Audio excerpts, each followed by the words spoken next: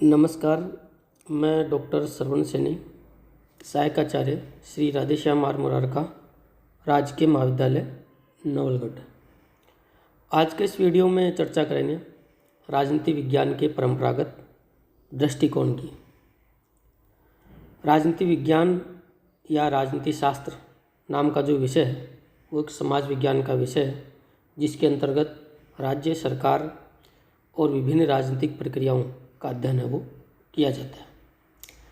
राजनीति शास्त्र नाम के विषय का जो प्रारंभ है वो अब से 2500 साल पूर्व की यूनानी सभ्यता में हुआ। राजनीति शास्त्र विषय का प्रारंभ करने का जो श्रेय है वो अरस्तु को है।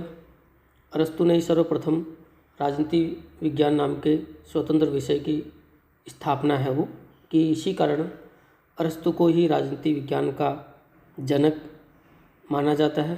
फादर ऑफ पॉलिटिकल साइंस अरस्तु को ही है वो माना जाता है। अरस्तु के समय की उस यूनानी सभ्यता से लेकर दूसरे विश्व युद्ध तक यानी 20वीं शताब्दी के मध्य तक की जो राजनीति विज्ञान है प्राय उसे ही परंपरागत राजनीति विज्ञान भी कहते हैं, उसे ही राजनीति का परंपरागत दृष्टिकोण भी है वो कहते हैं। और जो है 20वीं शताब्दी के मध्य के बाद यानी दूसरे विश्व युद्ध के बाद राजनीति विज्ञान में नई चीज़ों, नई तकनीकों, आधुनिक पद्धतियों का प्रयोग प्रारंभ हुआ। उसके बाद राजनीति का स्वरूप बदल गया और जो स्वरूप सामने आया उसे आधुनिक राजनीति विज्ञान है वो कहा गया। तो आज के इस वीडियो में अपन चर्चा करेंगे परंपरागत या पुरानी राजनीति विज्ञान की। तो दूसरे अर्थों में अपन ये भी कह सकते हैं कि दूसरे विश्व युद्ध से पूर्व या आधुनिक राजनीति विज्ञान के प्रारंभ होने से पूर्व की जो राजनीति विज्ञान है वही पुरानी राजनीति विज्ञान या परंपरागत राजनीति विज्ञान है उसे कहा जाता है। परंपरागत राजनीति विज्ञान या जो परंपरागत दृष्टिकोण है उसकी जो मुख्य मुख्य बातें हैं अब अपन उन पर चर्चा करेंगे। परंपरागत जो दृष्टिकोण है उसके अंतर्गत संस्थागत अध्ययन पर बल दिया जाता था। संस्थागत अध्ययन का मतलब है कि पुरानी राजनीति विज्ञान में राज्य और सरकार के अध्ययन पर अत्यधिक बल दिया जाता था। इसके अलावा पुरानी राजनीति विज्ञान में दर्शन, इतिहास, विधि, कल्पनावाद, आदर्शवाद, इन चीज़ों से यह अत्यधिक है वो प्रभावित था। परंपरागत राजनीति विज्ञान में जो है अध्ययन जो था वो वर्णनात्मक अधिक था, विश्लेषणात्मक नहीं था। कुछ जो परंपरावादी राजनीति विज्ञान है, राजनीति विज्ञानी हैं, वो तो यही मानते थे कि राजनीति विज्ञान जो है वो राज्य और सरकार का के अध्ययन तक ही है वो सीमित है। जैसे कि गार्नर ने कहा कि राजनीति विज्ञान का प्रारंभ और अंत जो है वो राज्य के साथ ही है वो होता है। इसके अलावा शीले लिकोक ने भी ये माना कि राजनीति विज्ञान में केवल सरकार का अध्ययन है वो होता है। अब परंपरागत राजनीति विज्ञान या राजनीति विज्ञान के जो परंपरागत दृष्टिकोण है उसकी जो मुख्य मुख्य विशेषताएं हैं उनको अपन विस्तार से उन पर चर्चा है वो अपन करेंगे। तो अब आगे है परंपरागत दृष्टिकोण की प्रमुख विशेषताएं। परंपरागत दृष्टिकोण की विशेषताओं में सर्वप्रथम जो विशेषता है वह है संकीर्ण अध्ययन।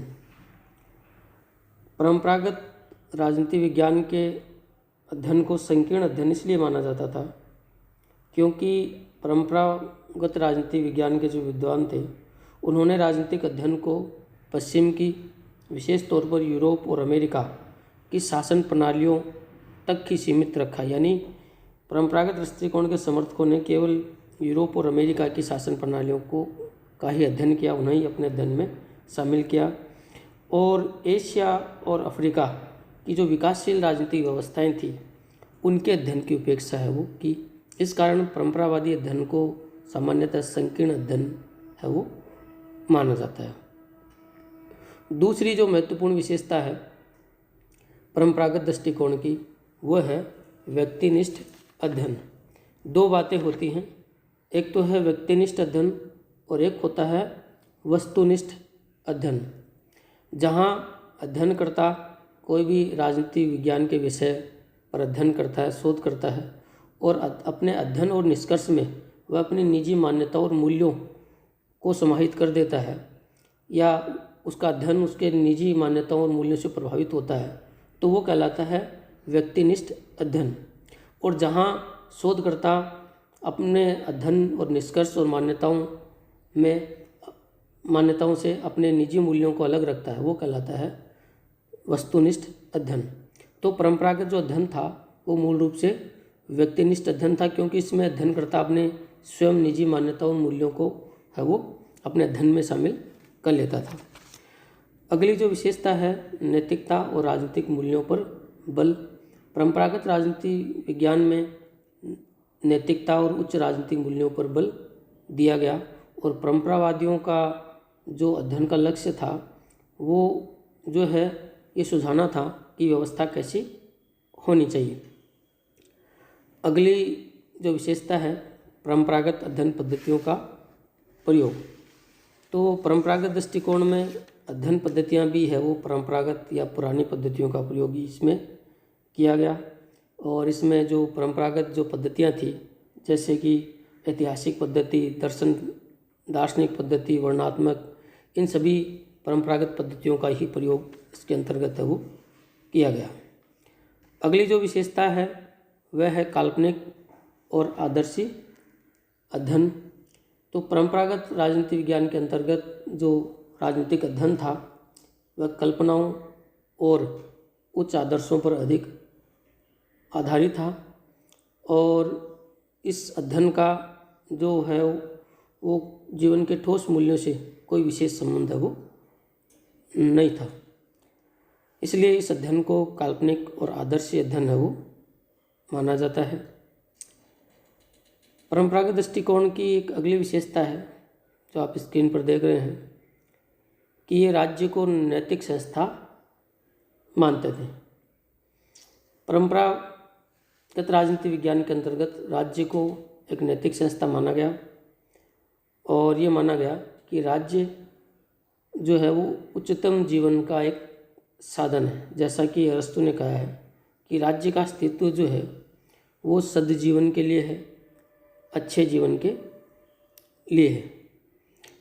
अगली जो विशेषता है वह है कानूनी और संस्थागत अध्ययन पर बल। इसका अर्थ यह है कि परंपरागत राजनीति विज्ञान में जो राजनीतिक अध्ययन होता था वो राजनीतिक अध्ययन यथार्थ का नहीं होता था, बल्कि कानून और कानून के द्वारा स्थापित संवैधानिक संस्थाओं का अध्ययन है वो होता था। ये संस्थाएं यथार्थ में कैसे काम करती हैं इस पर ध्यान नहीं रखा जाता था, केवल राज्य का अध्ययन किया जाता था। तो ये देखा जाता था कि संविधान के द्वारा जो स्थापित कानूनी और संस्थागत संस्थाओं का ढांचा क्या है, केवल वहीं तक अध्ययन सीमित रखा जाता था। व्यवहार में ये संस्थाएं कैसे काम करती थीं, उनका यथार्थ क्या था और राजनीतिक प्रक्रियाएं क्या थीं, उनको अध्ययन में शामिल नहीं किया जाता था। केवल संस्थागत अध्ययन तक ही ये अध्ययन है वो सीमित था। और आखिरी जो विशेषता है वह है दर्शन से प्रभावित अध्ययन। तो परंपरागत अध्ययन की एक सबसे महत्वपूर्ण विशेषता ये है कि यह दर्शन से अत्यधिक प्रभावित था और दर्शन का इसमें विशेष है वो प्रभाव देखने को मिलता है।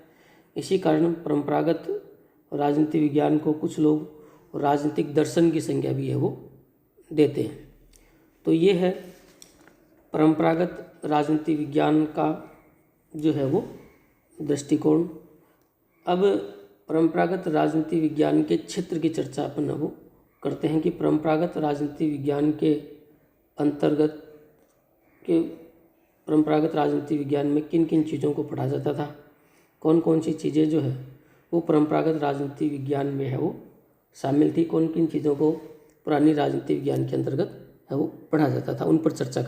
जैसा कि पहले मैंने आपको बताया था कि परंपरागत राजनीति विज्ञान का जो मुख्य संबंध था वो राज्य और सरकार से था, इसलिए राज्य और सरकार से संबंधित विभिन्न प्रश्नों का अध्ययन इसके अंतर्गत है वो प्रमुखता से वो किया जाता था। जैसे राज्य के विभिन्न पक्षों, जैसे राज्य की उत्पत्ति कैसे हुई, राज्य का विकास कैसे हुआ, राज्य की प्रकृति क्या है, राज्य के कार्य क्या होते हैं, सरकार क्या होती है, सरकार के विभिन्न अंग कैसे होते हैं, अंग क्या होते हैं, इनका अध्ययन जो है वो इस परंपरागत दृष्टिकोण के अंतर्गत किया जाता था। इसके अलावा परंपरागत दृष्टिकोण के अंतर्गत राजनीतिक विचार यानी राजनीतिक चिंतन, राजनीतिक सिद्धांत, संविधान और विभिन्न प्रकार की सरकारें, लोक प्रशासन, तुलनात्मक राजनीति, दल प्रणाली, राजनीतिक दल, दबाव समूह, जनमत, अंतर्राष्ट्रीय संबंध, अंतर्राष्ट्रीय राजनीति, अंतर्राष्ट्रीय संगठन, ये सभी जो चीज़ें हैं वो परंपरागत राजनीति विज्ञान के क्षेत्र में है वो सम्मिलित थी। यानी इन सब चीज़ों को ही परंपरागत राजनीति विज्ञान के अंतर्गत है वो पढ़ा जाता था। ये सब चीज़ें परंपरागत राजनीति विज्ञान के क्षेत्र में शामिल है। अब आगे है परंपरागत दृष्टिकोण की यानी परंपरागत राजनीति विज्ञान की अध्ययन पद्धतियाँ कि परंपरागत दृष्टिकोण के अंतर्गत राजनीतिक अध्ययन की कौन कौन सी पद्धतियाँ थी। तो परंपरागत दृष्टिकोण की सर्वप्रथम जो मुख्य और सबसे प्रमुख पद्धति थी वो थी दार्शनिक अध्ययन पद्धति, और दूसरी जो अध्ययन पद्धति है वह है जो आप स्क्रीन पर देख रहे हैं ऐतिहासिक अध्ययन पद्धति, और तीसरी जो अध्ययन पद्धति है वो है तुलनात्मक अध्ययन पद्धति, और जो चौथी अध्ययन पद्धति है परंपरागत दृष्टिकोण की वो है विधि पद्धति या कानूनी अध्ययन पद्धति, जिसमें कानून के दायरे में ही जो है वो अध्ययन है वो राजनीतिक अध्ययन किया जाता है, राजनीतिक बातों को समझने का प्रयास है वो किया जाता है। तो ये है परंपरागत दृष्टिकोण की प्रमुख अध्ययन पद्धतियाँ। अब आगे अपन परंपरागत दृष्टिकोण से संबंधित विभिन्न विद्वानों के बारे में जानेंगे। परंपरागत राजनीति विज्ञान के समर्थक या परंपरागत राजनीति विज्ञान या परंपरागत दृष्टिकोण से संबंधित जो विद्वान हैं उनके नाम भी आपको पता होना ज़रूरी है कि कौन सा विद्वान परंपरागत राजनीति विज्ञान का समर्थक है, जो आपकी स्क्रीन पर दिखाई दे रहे हैं। इनमें पहला है प्लेटो, अरस्तु, Garner, शीले, ब्लंसली, garrison, Leacock, Paul Janet, Gilchrist. उसके बाद है जो मध्ययुग के विचारक हैं सिसरो, ऑगस्टाइन, एक्विनास, और उसके बाद आधुनिक युग के जो विचारक हैं Rousseau, John Locke, Montesquieu, Kant, Hegel, Green. ये सभी विचारक परंपरागत दृष्टिकोण के हैं। और कुछ विचारक ऐसे हैं जो आधुनिक युग के हैं, आधुनिक युग के होने के बावजूद वो विद्वान परंपरागत दृष्टिकोण के समर्थक हैं। जैसे जो सबसे नीचे के विद्वान जो दिखाई दे रहे हैं आपको स्क्रीन पर, लियो स्ट्रास, एरिक वोगोलिन, ऑक्सफोर्ड, अन्ना अरेंट, ये सब ऐसे विद्वान हैं जो कि आधुनिक युग के होने के बावजूद भी राजनीति विज्ञान के परंपरागत दृष्टिकोण के समर्थक हैं। यहाँ एक बात और मैं स्पष्ट कर दूं कि जैसा कि मैंने आपको बताया कि प्रारंभ से लेकर दूसरे विश्व युद्ध तक की जो राजनीति विज्ञान थी उसको परंपरागत राजनीति विज्ञान कहा जाता है, और उसके बाद आधुनिक राजनीति विज्ञान का प्रारंभ हुआ। तो ऐसा नहीं है कि आधुनिक राजनीति विज्ञान जब प्रारंभ हुई तो परंपरागत समाप्त हो गई, ऐसा नहीं। दोनों चीज़ें हैं। ठीक है, आधुनिक राजनीति विज्ञान की स्वीकार्यता जो है वो ज़्यादा है, परंपरागत की कम है, लेकिन वर्तमान में भी बहुत सारे ऐसे लोग हैं जो परंपरागत राजनीति विज्ञान को ही उचित मानते हैं, उसे ही सही मानते हैं। और उन्हीं विद्वानों में जो लियो स्ट्रास, एरिक वोगोलिन, ऑक्सफोर्ड, अन्ना अरेंट, ये सब आधुनिक के होने के बावजूद भी आज भी ये परंपरागत राजनीति विज्ञान के समर्थक हैं। तो ये था राजनीति विज्ञान का परंपरागत दृष्टिकोण। राजनीति को समझने में ये दृष्टिकोण आपके लिए लाभदायक है होगा। धन्यवाद।